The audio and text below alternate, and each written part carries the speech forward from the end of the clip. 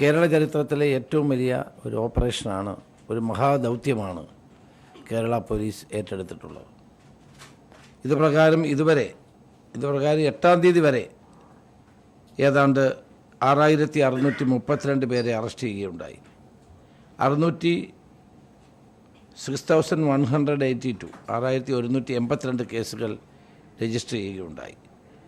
ഏതാണ്ട് മയക്കുമരുന്ന് മൊത്തം ഏതാണ്ട് 35 കോടി രൂപയിലധികം വർത്തുള്ള വിലപിടിപ്പുള്ള മയക്കുമരുന്നാണ് ഇതുവരെ പോലീസ് പിടിച്ചെടുത്തിട്ടുള്ളത്. ഇത് operation Toofan the narco hunt കേരളത്തിലെ പൊതുജനങ്ങൾ ഇന്ന് ഏറ്റെടുത്തിരിക്കും. ഇപ്പോൾ 1 മാസം കഴിഞ്ഞിരിക്കുകയാണ്.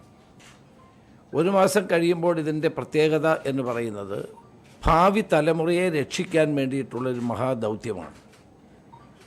ഇത് തുടങ്ങിയത് പോലീസാണെങ്കിലും ഇന്ന് സമൂഹത്തിലെ എല്ലാ ആളുകളും ഇത് ഏറ്റെടുത്തിരിക്കുകയാണ്. ഇതിനകത്ത് രാഷ്ട്രീയത്തിന് അതീതമായി മറ്റൊരു പരിഗണനയുമില്ല, കേൾക്കും അതീതമായി എല്ലാവരും ഈ പദ്ധതിയോട് സഹകരിക്കുക. 140 MLA-മാരോടും അവരുടെ നിയോജക മണ്ഡലങ്ങളിൽ June 26 international day against drugs എന്ന പരിപാടിയിൽ പങ്കെടുക്കുകയുണ്ടായി. എല്ലാ ആളുകളും കേരളത്തിലെ 17,000-ഓളം സ്കൂളുകളിൽ ലക്ഷക്കണക്കിന് വിദ്യാർത്ഥികൾ പ്രതിജ്ഞയെടുക്കുകയും അന്ന് തുഫാൻ പതാകകൾ ഉയർത്തുകയും ചെയ്തുകൊണ്ട് അതിവിപുലമായ പരിപാടികൾ സംഘടിപ്പിക്കുകയുണ്ടായി. കേരളത്തിൽ നിന്ന് നമ്മൾ ഒരിക്കലും കണ്ടിട്ടില്ലാത്ത തരത്തിലുള്ള ഒരു അവയർനെസ് ജനങ്ങളിൽ ഉണ്ടായിട്ടുണ്ട് എന്നുള്ളതാണ് ഏറ്റവും പ്രധാനപ്പെട്ട ഒരു കാര്യം. ഇതിനകത്ത് കോളേജുകളും സ്കൂളുകളുമായി, എല്ലാ സ്കൂളിലും കോളേജുകളുമായി 30,000-ത്തിലധികം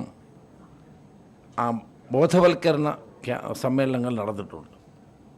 അപ്പോൾ ഒരു ഭാഗത്ത് ഇത് 3 ആസ്പെക്റ്റാണുള്ളത്. ഒന്ന് തുഫാൻ സ്ട്രൈക്ക്, അത് പോലീസ് മറ്റ് ഡിപ്പാർട്ട്മെൻറ്റുകളുടെ സഹായത്തോടെ ചെയ്യുന്നതാണ്, അറസ്റ്റ് ഉൾപ്പെടെയുള്ള കാര്യം.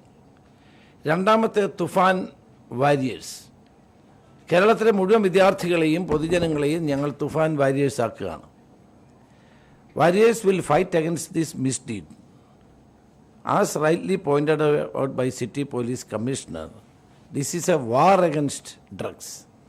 അതിൽ വാരിയേഴ്സായിട്ട് എല്ലാവരെയും ഞങ്ങൾ മാറ്റുകയാണ്. അപ്പോൾ എല്ലാ വിദ്യാർത്ഥികളെയും അത് മാറ്റി NCC cadets, SPC student police cadets, അതോടൊപ്പം തന്നെ NSS വാളണ്ടിയേഴ്സ് ഉൾപ്പെടെ കേരളത്തിലെ എല്ലാ വിദ്യാലയങ്ങളിലെയും വിദ്യാർത്ഥികൾ, സമൂഹത്തിലെ പ്രധാനപ്പെട്ട ആളുകൾ, ചെറുപ്പക്കാരുടെ സംഘടനകൾ, അതുപോലെ തന്നെ പത്രപ്രവർത്തകർ, ഡോക്ടേഴ്സ്, എല്ലാവരെയും ഇതിൽ ഞങ്ങൾ അണിനിരത്തുകയാണ്.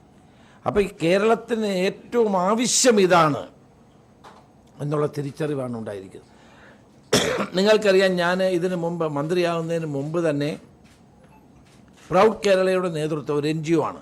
അതിൻ്റെ നേതൃത്വത്തിൽ കേരളത്തിലെ 14 ജില്ലകളിലും നോ ടു ഡ്രഗ്സ് എന്ന പേരിൽ ഞാനൊരു വാക്കത്തോൺ സംഘടിപ്പിക്കുകയുണ്ട്. എറണാകുളത്താണ് സമാപിച്ചത്. അപ്പോൾ പിന്നീട് ആഭ്യന്തര മന്ത്രിയായപ്പോഴാണ് ഇത് ഒഫീഷ്യലായി ഗവൺമെൻറ് പ്രോഗ്രാമായി ഞങ്ങൾ ഏറ്റെടുത്തത്. ഇത് വലിയ വിജയമാണ്. നമ്മൾ പ്രതീക്ഷിച്ചതിനേക്കാളൊക്കെ വൻതോതിലുള്ള വിജയമാണ് ഇന്നിപ്പോൾ ഓപ്പറേഷൻ തുഫാൻ ഉണ്ടായിരിക്കുന്നത്.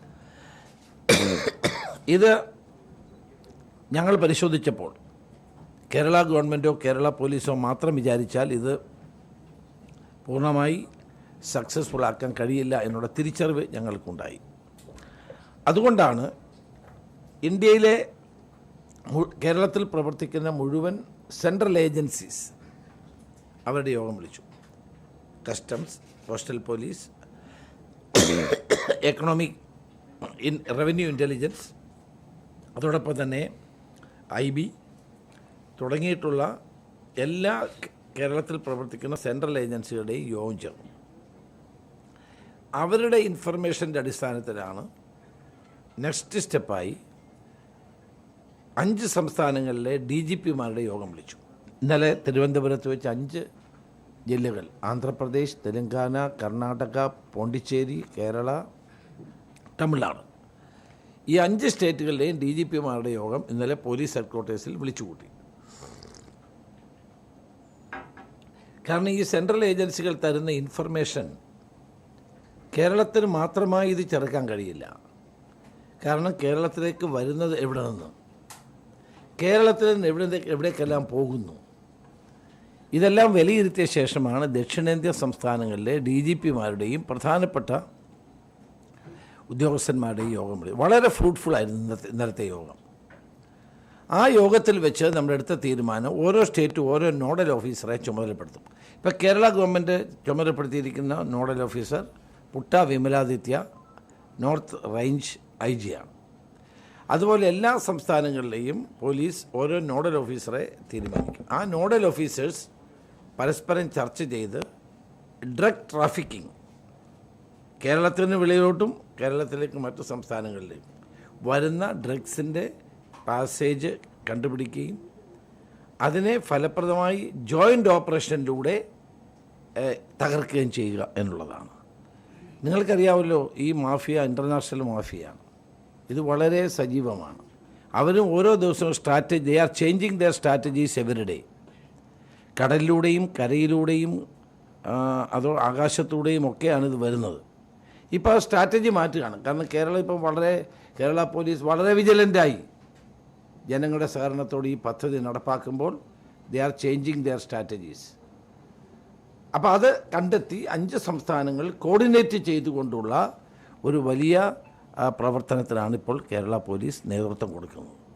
അപ്പോൾ അതിന് പത്രപ്രവർത്തകരുടെ സഹായം ഉണ്ടാകണം, എല്ലാവരുടെയും ആത്മാർത്ഥമായ സഹകരണം ഉണ്ടാകണം എന്ന് ഞാൻ അഭ്യർത്ഥിക്കുകയാണ്.